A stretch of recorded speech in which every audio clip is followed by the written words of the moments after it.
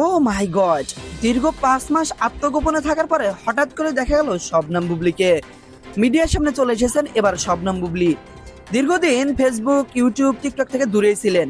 তাকে কোথাও দেখা যায়নি তার ফেস। হঠাৎ করে একটা ভিডিও ভাইরাল হয়ে গেছে যেখানে দেখা যাচ্ছে মিডিয়ার সামনে সরাসরি চলে এসেছেন শবনম বুবলি। বাচ্চা হওয়ার গুঞ্জন শুরুতে থাকলে পরবর্তীতে বিষয়টা সত্যি হয়েছে। কন্যা সন্তানের মা হয়েছেন তিনি, ফেসবুকে নিজেই একটা পোস্টের মাধ্যমে জানান দিয়েছেন এবং বাচ্চার বাবা মেগাস্টার শাকিব খান এটাও তিনি মেনশন দিয়েছেন।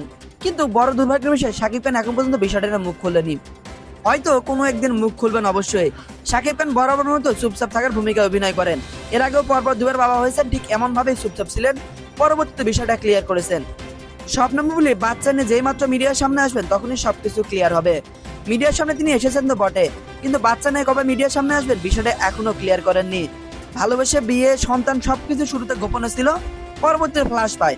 তারপরে আবার দ্বিতীয় সন্তানের মা হলেন। এবার বিষয়টা নিয়ে বেশ কিছুদিন আগে থেকেই গুঞ্জন চলছিল, পরবর্তীতে সেটা সত্যি হয়ে গেছে। গত 5 মাস আগে তিনি ফেসবুকে পোস্ট করে জানান দিয়েছেন তিনি কন্যা সন্তানের মা হয়েছেন।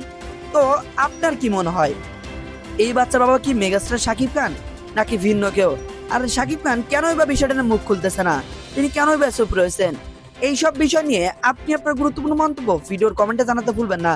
ভিডিওটি ভালো লাগলে চ্যানেলটি সাবস্ক্রাইব করে সাথেই থাকুন। ধন্যবাদ।